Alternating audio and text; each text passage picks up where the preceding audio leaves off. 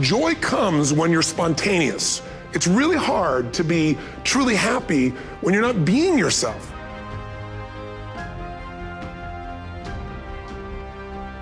I've had moms and dads and entertainers, Serena Williams in the sports field, Hugh Jackman, Pitbull, Usher, you name it. So the one thing they all have in common, I think, is they're hungry. And I know that sounds simplistic, but I believe that's the single most important element that separates the quality of people's lives. It's not just the ability to have hunger, but to sustain it. Hunger means that you want more of yourself, you want to make a bigger difference, you want to be a better parent, you want to do something more than there is today, and that you don't get satisfied. Most people start out with hunger at an early stage of life and they lose it. But the people that come to me are hungry either because something's happened, they've had a birthday with a 0 on it, they've gone through a divorce, they're starting a business and they know I've got to have a different level, or they're the best in the world and they're always looking for that edge that makes the difference. I think everybody is born with hunger. Like there's the desire to grow, to expand, to learn, and then disappointment sets in early in life for most people. And then we look to blame something outside of ourselves. And there are many events in our lives that can affect us all. We've all had pain and challenges. But I think if you can find within yourself the part of you that wants to constantly give something more than yourself, if you can find a mission larger than yourself,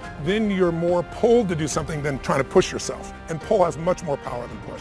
The best way to become a millionaire is to listen to what millionaires tell you to do. If they tell you to only live off of 30% of your income, you only live off of 30% of your income. They tell you you need a higher credit score, you go and get that higher credit score. Who better to listen to be a millionaire than millionaires themselves? They've done it, they know how to do it, and they are currently doing it. So they're going to tell you if you ask. And in order to be rich and successful, you can't just talk about being rich and successful. You have to go out and do it. Become rich and become successful in any way possible. Do that by listening to people that have done it before. People that are rich and people that are successful will help you as long as you just ask. It is all about determination of wanting to succeed. People can say they want to succeed, but a lot of people don't try to succeed. You need to want to be able to succeed as bad as you want to breathe if you're stuck underwater. That's how bad you should be just striving to be successful.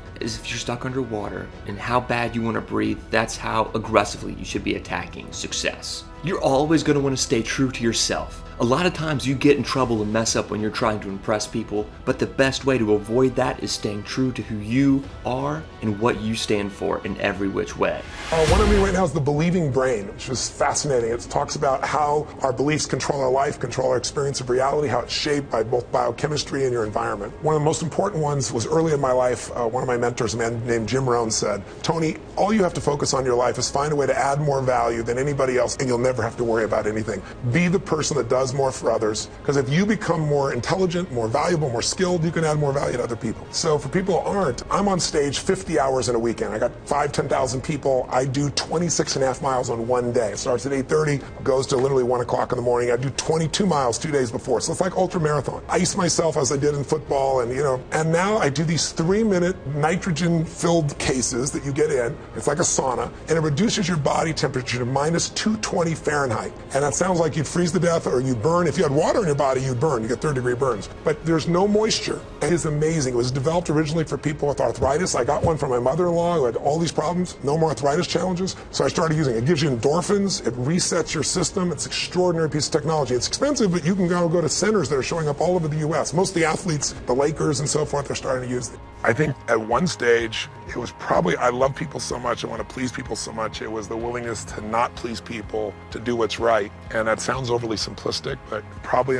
getting a divorce is one of those, because even on the day I was being married, I knew it wasn't right, but I didn't want to disappoint her. It sounds so stupid, but it's the truth. And I think the willingness to end that and to take whatever brunt of how people would respond to that, because I never said you should stay in a relationship, you're miserable, but people look for a reason to be upset. And because I never would have found this soul if I had known. And if I look at my life, everything else would be dull by comparison, and I'm not saying that to blow smoke. I mean, this is the gift of my life. This is where I fill up so I can go rip open the moment for every human I can meet who wants it. And I fill up somewhat with that for sure, because it's my mission, but I fill up even more here.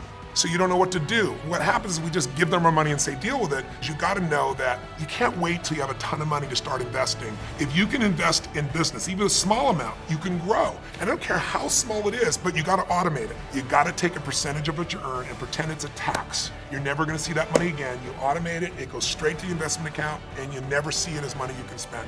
When you save 20% and you compound it, its numbers are incredible. So, but then the problem is, if you do that first step, but you don't do the second step, which is become an insider and understand the rules of the game. I'll give you 2 or 3 of the myths real fast. One, this myth that someone says, give me your money and I'm going to beat the market. Over any 10-year period of time, 96% of mutual funds will not even match the market. They've all said it. Warren Buffett flat out said today, he said, listen, in my will, 90% of my money, all that money does not go with any mutual fund, it goes straight into the index. What the index is you get a piece of all the largest companies in the world, but it costs almost nothing to get in. You hire someone because you say, I have a family, I have a business, I have a life, I'm not an investor, I'm gonna hire someone who's a professional. It makes sense, they would do better than me.